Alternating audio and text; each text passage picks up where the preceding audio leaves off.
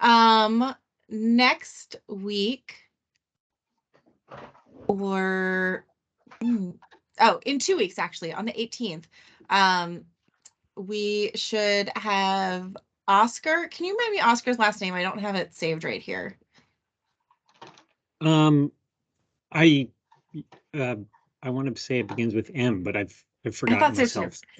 Okay, well, our friend maybe Munoz, Dr. Oscar, maybe Munoz. That sounds right. Will be joining us for another Bumblebees moment, working on like South and Central, like Southwest and Central America. Right, rightio. So with that aside, let's start Coelioxys. Right. Thank you, Claire. So I'm going to flip right to the screen and we'll deal with females first. I doubt we're going to get through, well, I'm almost certain we won't get through them today. It's a nice group in some ways. There's tricky pairs, but it's a rich in characters, and they're often dramatic and big. So we'll start with some of the common groups and some of the easy to separate out groups because they have a very distinctive character. Mike doesn't have a guide, so we'll use the Discover Life guides, and I will go to the start. I've been playing around with it here. So we're back into the Discover Life guide. Just to briefly go over the main characters that are used for separating things out. Shape of S6. So we're going to look at these a lot, but they have quite a dramatic set of differences in the shape of S6. So you're going to be turning the specimen over to look at that. It often pokes out below T6, but mostly it'll be an upside down thing. Depending, sometimes you can see it very quickly. There are some nice characters in a couple of species, basically Germana, and also Dolichos have very distinct, that Germana being that one, characters. And there's a couple of southern ones with ridges down the middle.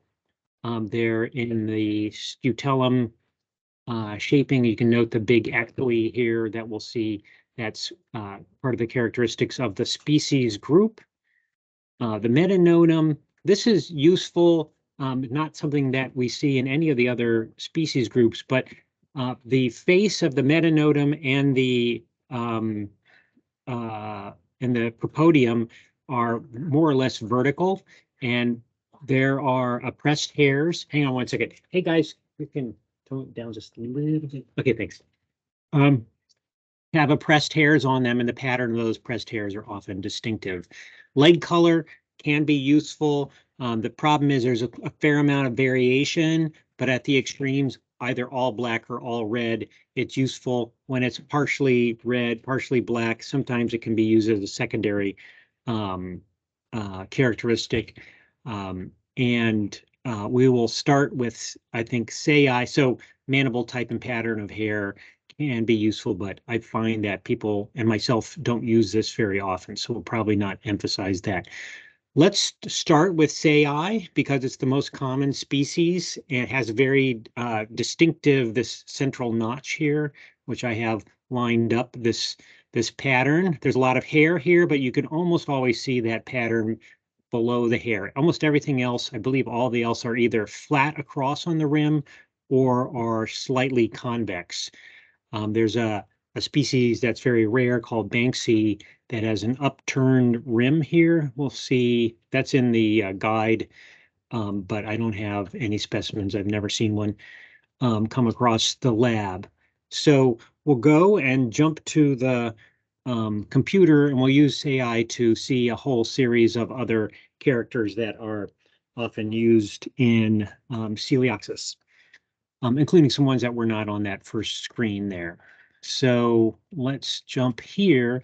So here's the face, and we've got some reflective glare off of, I'll show a couple other specimens to see this better, off of the white hairs that cover the clypeus, but almost always you can see the outline when the hairs are not picking up the light so much. You can see this undulated shape, this central emargination or indentation or concave area in the center. And that's the only species that has that. So it's a giveaway right away. Just noting several other characteristics on this specimen, though, that are going to be useful throughout. First of all, I think all the Coelioxys have, and I will change this a little bit, have very noticeable hair along, but short along the eyeball. So there's so many other characters, you don't really need this, but it's of note. It is one of the few groups other than honeybees that have that. Other species may have scattered hairs, but nothing to this extent. Their usefulness is unknown, but possibly having to do with guidance in terms of the wind direction. Okay, so we didn't see this in the first part of the guide, but there's a set of characters for these groups. I'm going to switch specimens now. I will, though, do a quick note here about variation in color. So take a look at the leg color here of this sayi, which we're very confident is sayi in this particular case. There's no ambiguity there of that rim. And you can see it's quite extensively dark with sections of red. And then I'm going to flip to this other specimen here, and you'll see that it has a much greater extent of red throughout the legs. So making it difficult to come to a judgment of whether it's dark or light or what the pattern exactly is.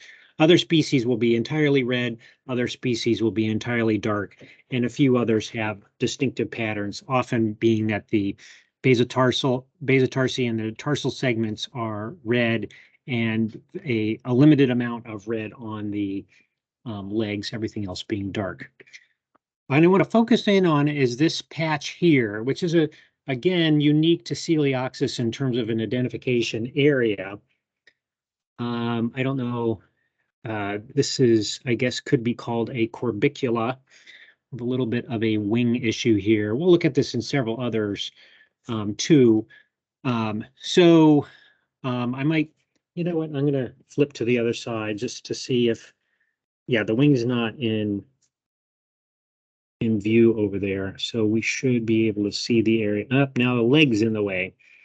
This is generally the problem. I'm going to go back to that other view and maybe cock it a little bit to see better. There's a area hollowed out, corbiculate, I guess would be a term to use. Now we have too much of a view from on top. That is between the mandible and the eye, primarily, and depending on how wide the cheek is here, all the way to the bottom of the cheek or the gena. In this one, it's not particularly dramatic. What you'll see is if we had a better, more three-dimensional view, you'd see that this is hollowed out, slightly shallow, concave area, and that there are white hairs lining the top and then some white hairs to the interior. Other species have quite different ones, and this is not particularly notable, but some of the other species have very distinct corbiculate gena things. We have a name on it there. I can't remember what it's called. And so now we'll flip to the rear end. We'll take a look at T6, the very end. So one of the unique characters, or the reason that you largely never need to look this group up in terms of what's the genus, is it has very pointy end, which is involved in inserting eggs into the nests of bee species. Usually they're megachile, and usually they would be nesting in the ground somewhere. So what are we looking at? Let's zoom in even further. So we're going to flip this over, but what you're looking at is both T6 and S6. So S6, I think, inevitably juts out further than T6 underneath the if you're looking at it from the dorsal aspect. So I believe that this reason that this is projecting so much further, normally it would be hidden by T6, is probably it's involved with inserting the eggs or something like that. In looking at T6 first, note that if we can jump up a little bit, and I'm going to pump up well, that's pretty good, I think. Pump up the magnification. So we have a central ridge running down here. So in some species it stops, in other species it's completely gone. So that's a useful character. This is not the best view because you can't see the shadows well enough, but often there's species-specific patterns to this whole lower region. In addition to the presence of the central spine, there's a hollowed out area, which is difficult to see here, and you can see that this is angled back over. You can see the same thing. So I'm following the edge of the hollow, and I'm going to a angle where it joins right here. That's pretty sharply defined. So if we back down, in illustrations, you'll see that this area here is often shown as distinct, but this whole area right through here is depressed from the upper surface here, which then drops off. So this shape can be distinctive. Sometimes it's very difficult to really describe it, but keep that in mind when you're doing comparative work. Okay, so now we're going to get to, I'm going to turn this over. I'll look at S6, which has sets of distinctive patterns that are probably associated with declared subgenera, which you don't really talk about here.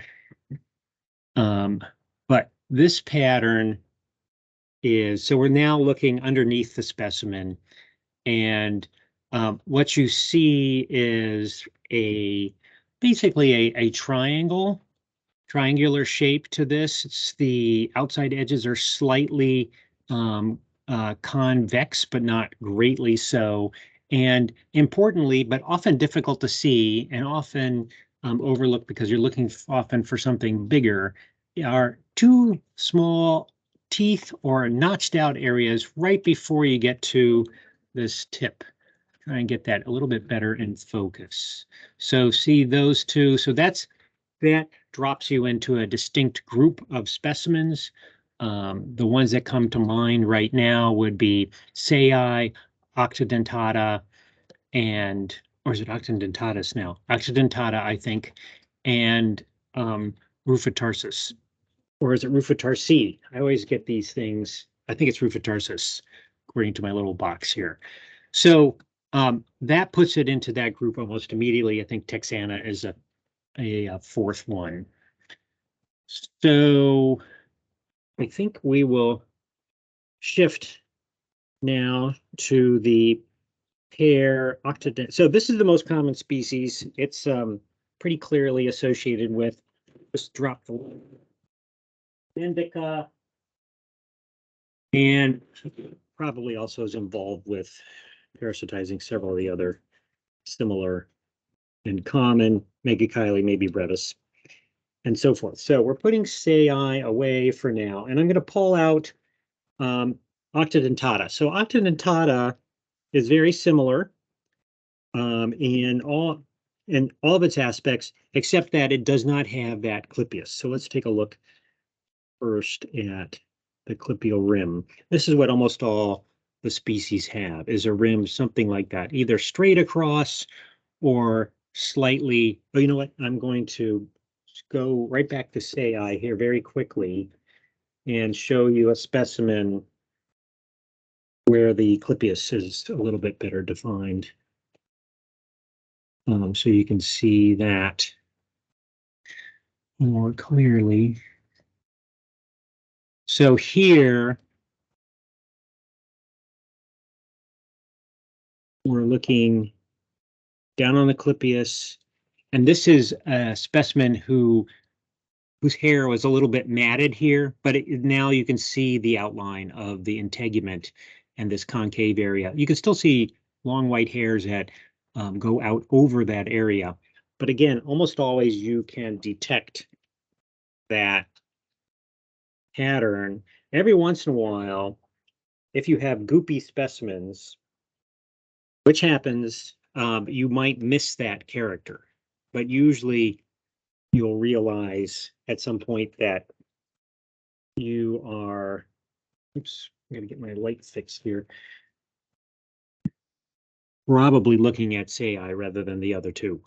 Okay, so now if we go back here and we look now at octodentata. Sam, can you repeat what the other two that you're referring to are? Octodentata and rufitarsis. Got it. Thank you. Okay, so I'm going to turn this a little bit better. So this is an example of what most of the Coelioxys clipeal rims look like, which is something that is more or less, often there's hairs disguising the exact nature of it, but it's slightly concave. Every once in a while, it's something that looks pretty straight across, but there's better characters to use in separating them out, so we rarely use this. Note how red these legs are. Octodentata tends to be redder than sayi, and rufitarsis, the ones that we're going to talk about in a second, which is easy enough to confuse with, is almost always a lot blacker in the femur and tibia area, but would still have, and we'll see this, have red in the basotarsus, tarsal segments areas. So anyway, octodentata, note that. So that separates it from sayi. The hind end is very much the same as sayi and rufitarsi and a couple of the others, which is to say we're looking on T from above, and we'll be able to see the notched little teeth there. Two. I'm going to go a little bit higher.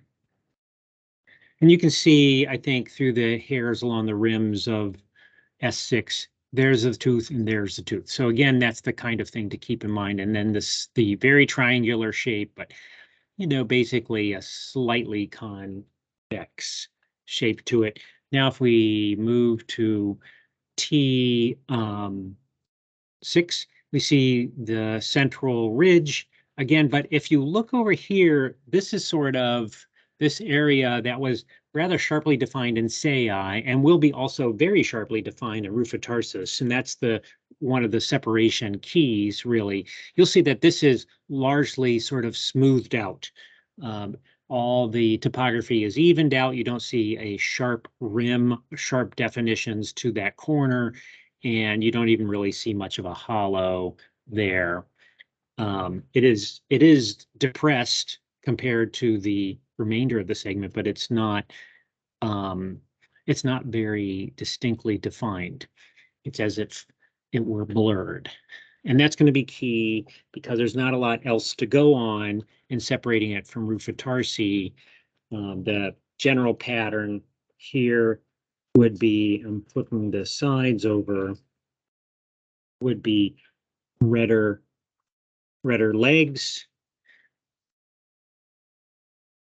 And we'll take a look here from the side. And in this case, the red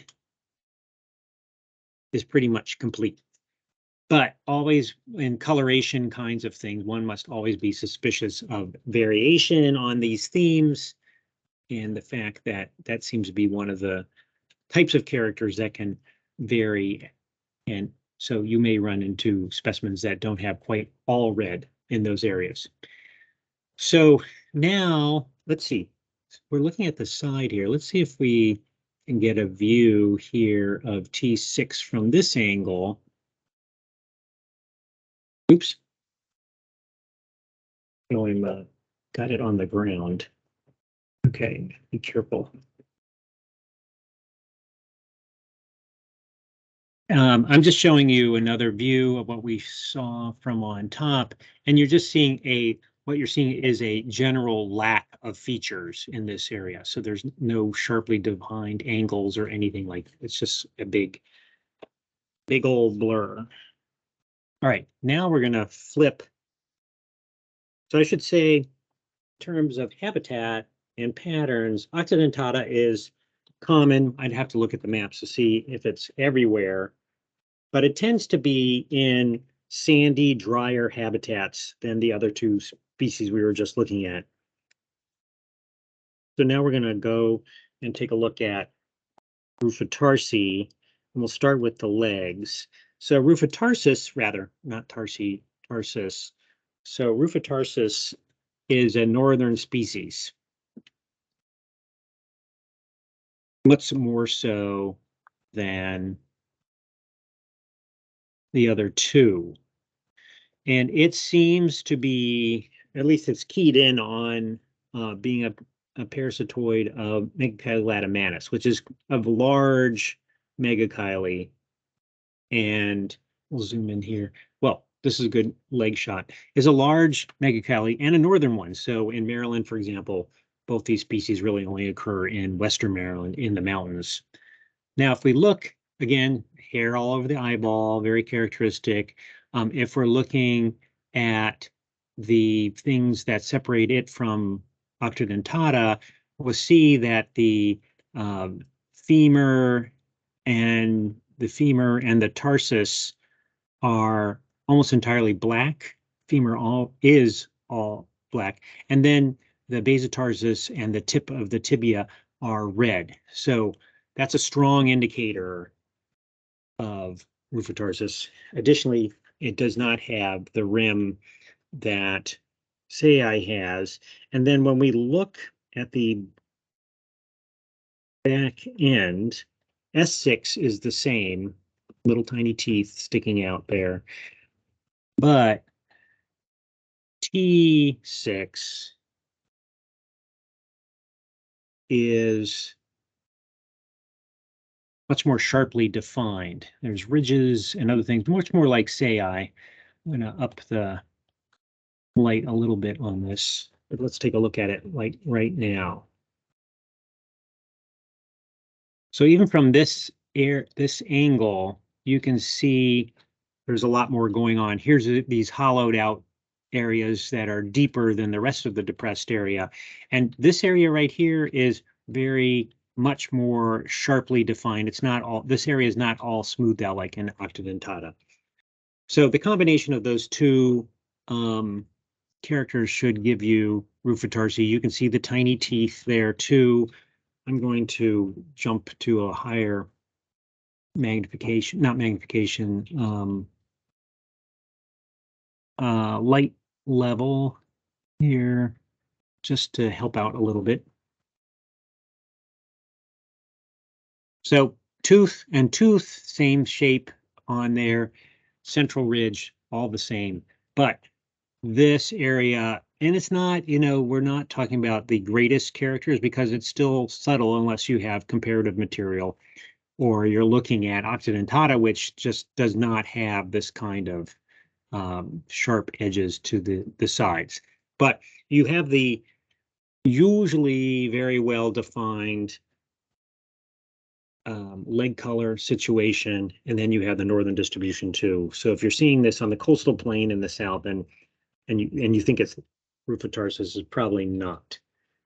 Okay, so that's one particular group. I don't think I have any females of Texanus or Texana, but let's go to, we'll jump to the tiniest of Coelioxys that we have. It's an introduced species, interestingly.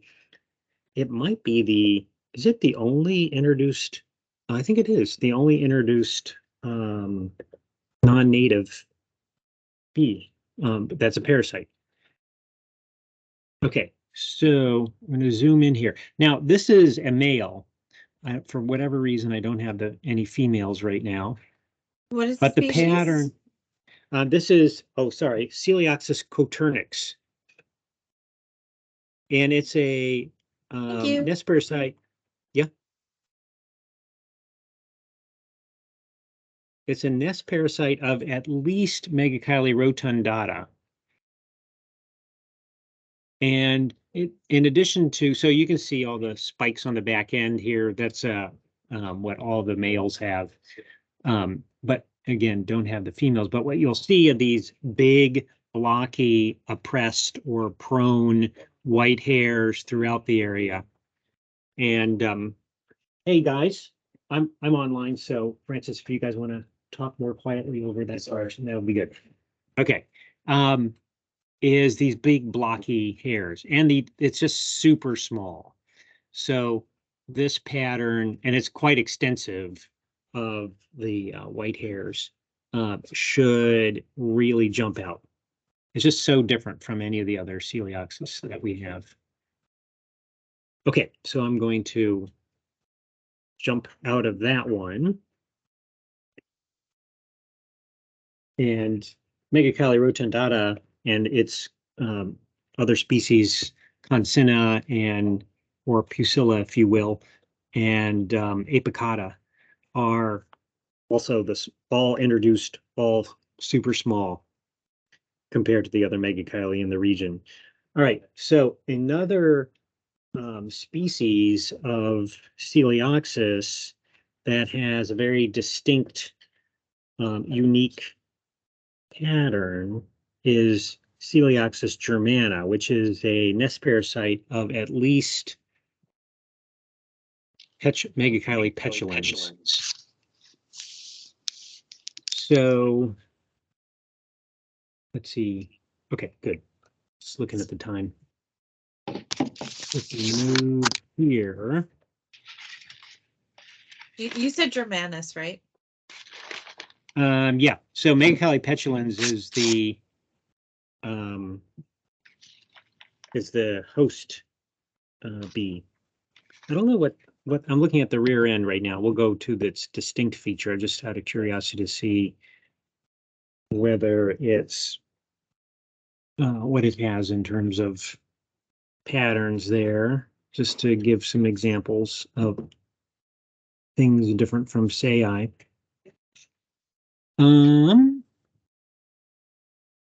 I might have to lower the light again.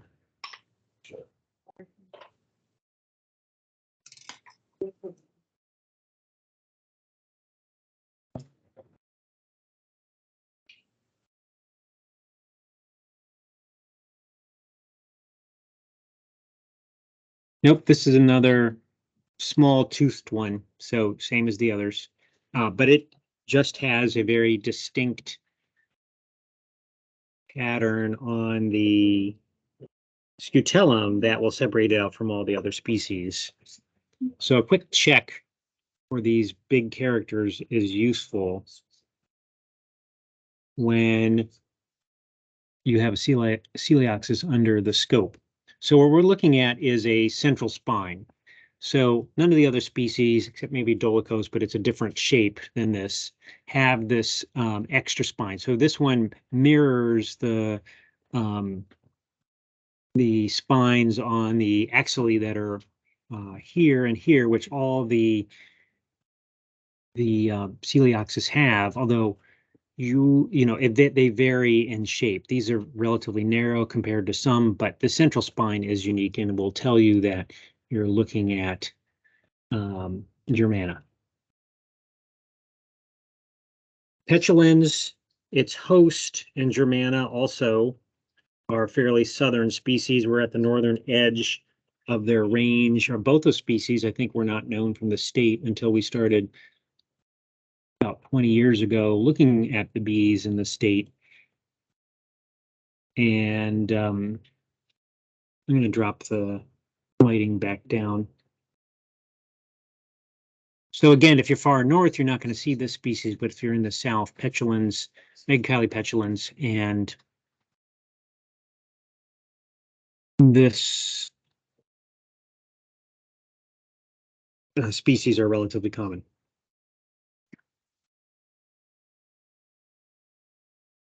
Jump back up.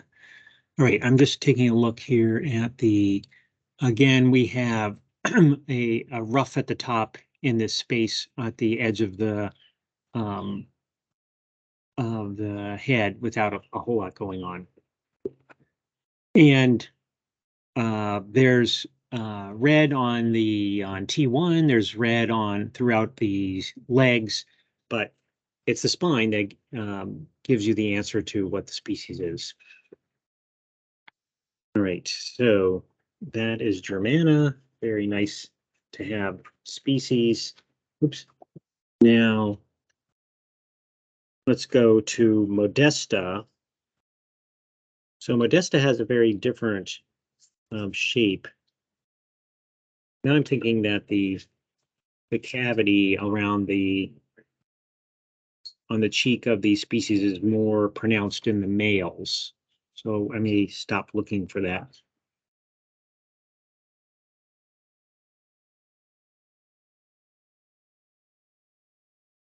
So Modesta is reasonably common, and I'm not sure what its hosts are supposed to be. If someone looked that up, that would be interesting. But we have a fair number of records for the state of Maryland, and I see it pretty regularly in people's specimens. So first of all, we can see by looking straight down, we're looking at the combination of T6 and S6, and S6 is showing. We'll flip this over to see this a little bit better. Oh, you know what? I'm going to take the tags off because they're reflecting too much light. But look at the shape on this, on the S6 area. It's quite different from what we saw on the other species we were just looking at. Now I've got to find it. There it is.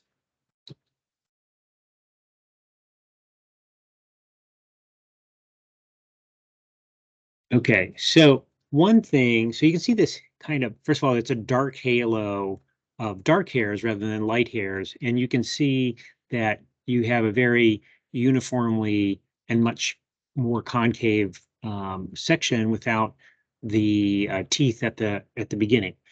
This thing right here is what we're going to look at in terms of a unique feature from the side. It's a little knob that is projecting towards the camera at this point, but from the side, it's moving up. So I want to, this is sometimes mistaken for the very uncommon obscure penis, I think. Let's go here to this. So see this particular pattern here, but here this fan is completely made of hairs with a central spine. It looks similar because there's a fan of hairs on that one, but you're looking at this thing from the top rather than this thing. So, but this is what is it? Octodentata, obtusa ventris. I've seen a couple. They're around, but that's a very cool specimen. Anyway, that's not what we're looking at. We're looking at modestus. And now okay, so if we look, we can see that there's quite a bit of different things going on here even at the T6 level. So first of all, the central spine sort of peters out in there, and you can see long, spiky hairs, some dark, going on in this place. So we have a couple things that we can view that are different. But now, if we take this out and flip it over from underneath, we'll get a better view of S6 and that shape pattern that helps split out so many different specimens of Coelioxys. So this is almost always like the first thing you're going to look at. So if we go here, now we have quite a different view. We see that mostly we're talking integument rather than hairs. We still have quite a fan of hairs. And you have what amounts to a relatively convex, slightly triangular, but it's kind of difficult to describe what that is, with a smaller triangular shape sitting on top of it. At least that's how we've described it. Perhaps a better way to describe it could be made. So that shape's distinctive, no small teeth, and not of the other pattern types. Now, if we turn, now the distinctive part of this is shows up when we turned it in lateral view. Again, back in that the rear end of the specimen, and you'll see. And I believe no other species has this. It's not in any of the existing guides on Mitchell or not, is this upturned knob. Wish Mike were here because he is the person that observes these kinds of things. Oops. So you can see all the dark hairs and things like that, but you can also see this tooth-like or upturned knob at the very end of T6. So as far as I know, that's distinct. I've looked at a lot of Coelioxys, I've never seen on anything else. Possibly there's something out west that has that, but at this point for Eastern Coelioxys, we'll call that a gimme if it has that going on there. You can also see not a lot of architecture here compared to some of those other on T6 on the backside compared to some of those other things that we saw earlier. All right. So what time do we have, Claire? It is 1:38. Okay. All right, so we'll move into some of the other species. I'll mention as I'm putting away this specimen that there's a species Dolichos that is a nest parasite, or at least associated most often, and it seems likely because they're so similar in aspect, called of Megachile xylocopoides, which is a super dark black species. And Dolichos, and again, moving north, just hitting the north here in Maryland. And so we just have gotten, so that Xylocopoides wasn't known before we started either, neither was Dolichos, its nest parasite. And we've gotten a few specimens of Dolichos, and Xylocopoides is now throughout all the states right up to the mountains. But Dolichos is jet black, super distinct. You can just look at pictures and get an understanding of what's going on with that one. All right, let me pull out a specimen. So I had a couple southern specimens here, which I've just run into a few times, and we may have to essentially run them through the guide here to get an understanding. They are often just extremely colorful. So they have red on the abdomen. And if we take a look here, so these are slossoni, and I believe they have a basically a very deep south. There's no records for Maryland. A deep south distribution. Take it down a little bit more. Get this out of there. And you can see from, so this should be, there's a subspecies Aranicola that this one is associated with, this specimen here, but it's got a red abdomen tip, or the T1 is bright red, lots of red on the legs. Let's take a look here on the guide and see what some of the characters are. And if we go there to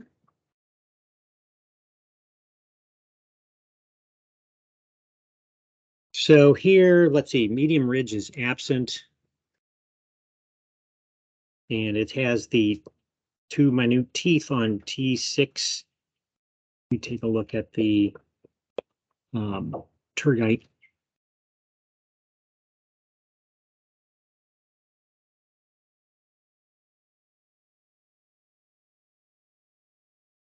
We can see that there's no ridge. There's a modified area without as much pits, but there's no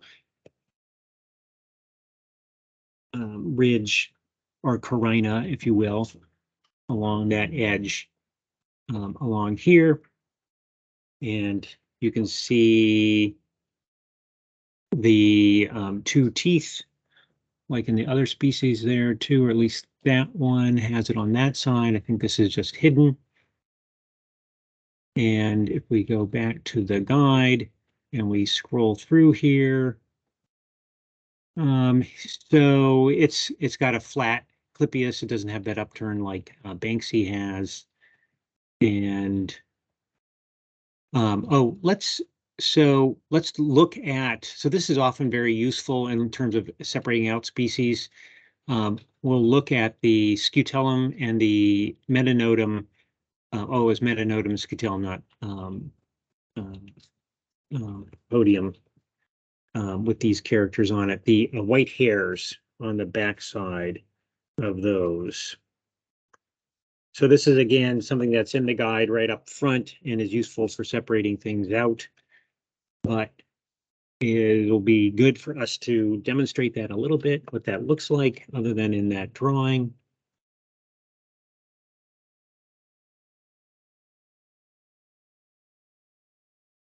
If we can, oh, this is kind of gooped up, but we are looking in the right location here. So here's the propodium, here's the metanotum, and here's the scutellum. And I'm not seeing much in the way of oppressed hairs in either of those areas.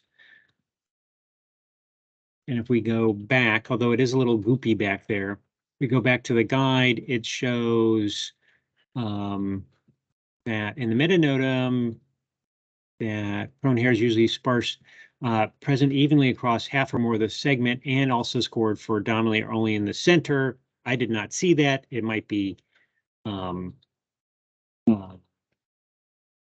because of the specimen, and this says absent or present, so this is not a great specimen to look at, since it seems like there's a lot of cross categories going on here. So let me look at the other specimen here and see if we can see a better look on this one. This is the other subgenus, which I'm not sure is even in the guide, but was in Mitchell.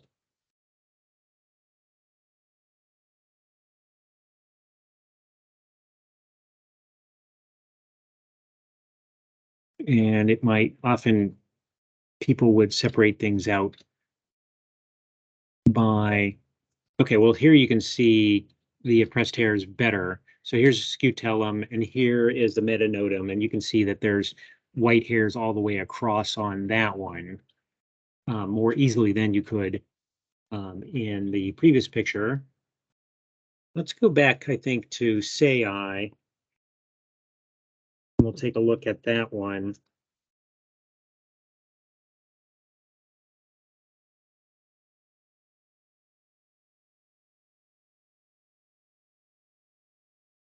In terms of oppressed hairs, and I believe that modestus has nothing back there. There are no oppressed hairs at the back side.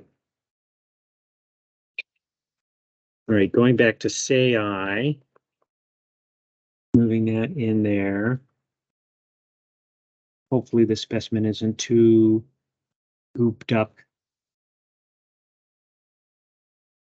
It is a little bit goopy, but there are some oppressed hairs across the top here on the scutellum and a little bit on the metanotum just behind it. And here's a propodium right below that. Let's see what the scoring is on that in the guide. And if we go, are we in, let's go to menu, go back to has, and go to, let's see, we want to pick up the thorax, metanotum presence pattern of black white hairs. So has dominantly in the center on the metanotum, and sayi is has that present.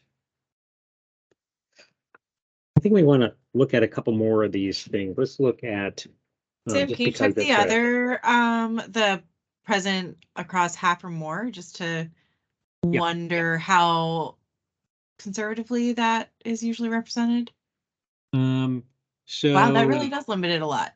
yeah. So Cool. on the metanotum, that being wide, coturnix, which we don't have, hunteri I might have, mexicana, so don't. The female, we saw that one going all the way across. Alternatus, these are a pair, let me bring them up, that are difficult to tell apart. I think I have specimens of both those.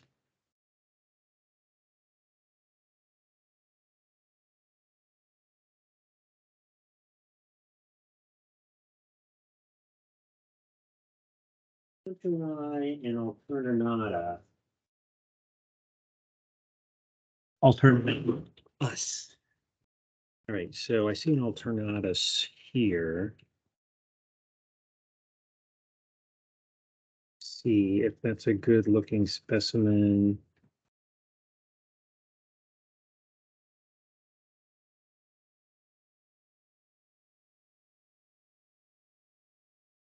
These are mostly males. Let's look for males over here. And there's one. Why are these collections so Oh, male okay. heavy? Is that something that we see in Coelioxys collections? Yeah, I'm not sure why. Maybe they're more visible on flowers, and the females are busy hunting nests. Okay, get the clay here. So what we're looking for is metanotum and white hairs across the entire segment. Run that back down.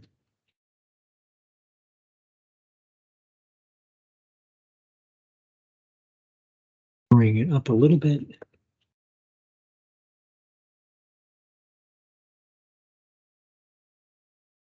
So here is the scutellum and the metanotum, and you can see the white hairs running all the way across. At least the metanotum, or the scutellum here, was that the one we were looking at? We were looking at metanotum. Metanotum presents on half or more of the section, and scutellum, let's get that off. And let's look at scutellum. And well, there's a lot that have that. I see more oppressed hairs on the, oops, on the scutellum than the metanotum here, but it's not asking about the pattern in hairs on the scutellum, even though it goes all the way across. It's just presence or absence. And here you can see these hairs are running all the way across there. And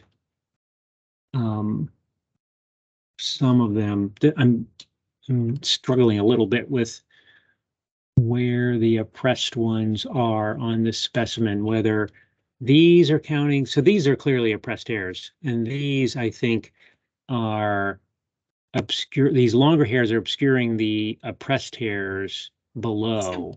Don't you need to be up a little bit more toward the head? We're looking at from the back. Right, but I think if we're looking at the metanotum, okay. So Sorry, I yeah, thought we were a there's little a further than scutellum. we are. Yeah, there's actually, yeah, Yeah, this is a just different kidding. view than our normal ones. So yeah, so we get rid of this. I'm not super happy with what I'm looking at there in terms of whether they are listed as half or more are present mostly in the center on the metanotum. On the scutellum, they're definitely present, but we don't ask what the distances are. But when we look at these, we see that they're scored for both being across half or more and present dominantly in the center. So my guess is that we're looking at something that's most of the time just in the center of the segment and difficult to see because of the longer hairs. We go back here.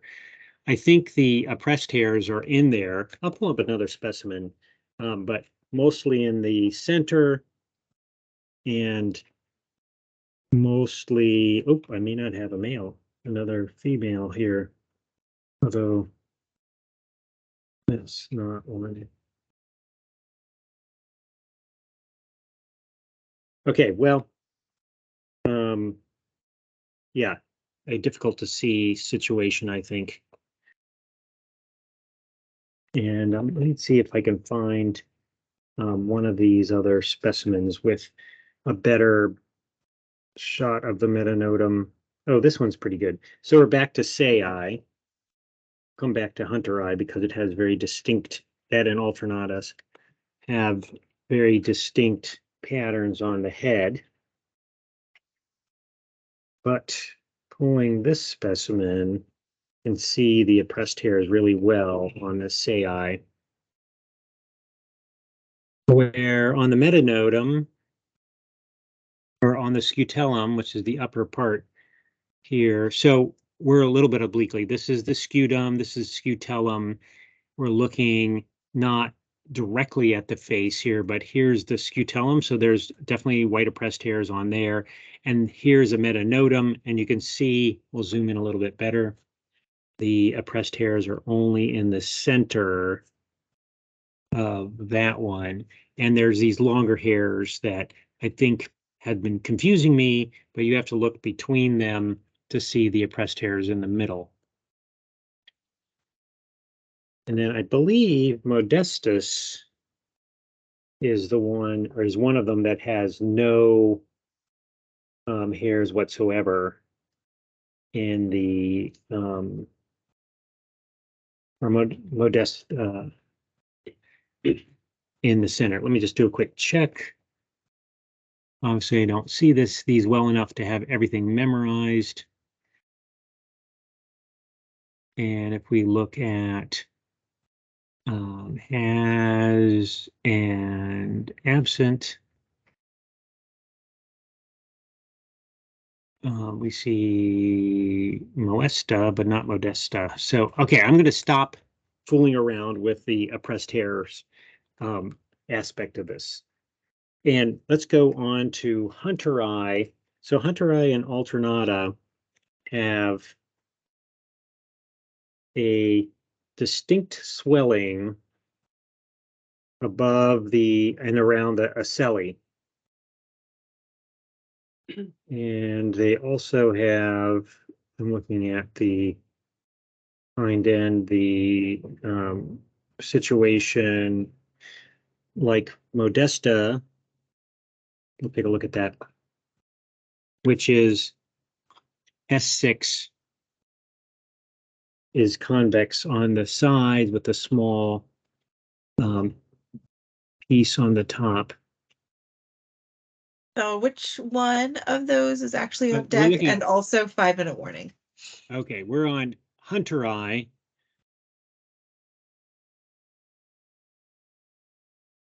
And we'll wrap up with hunteri, and then next time I'll prepare a little bit more to get, I didn't think we'd get this far, to differentiate some of these trickier pairs, but let me turn this over. That's not very visible.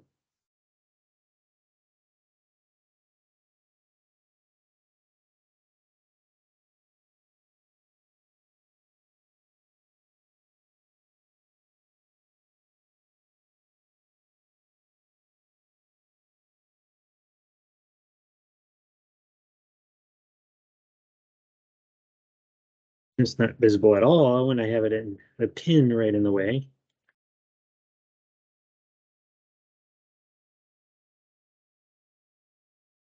There we go, just a little bit.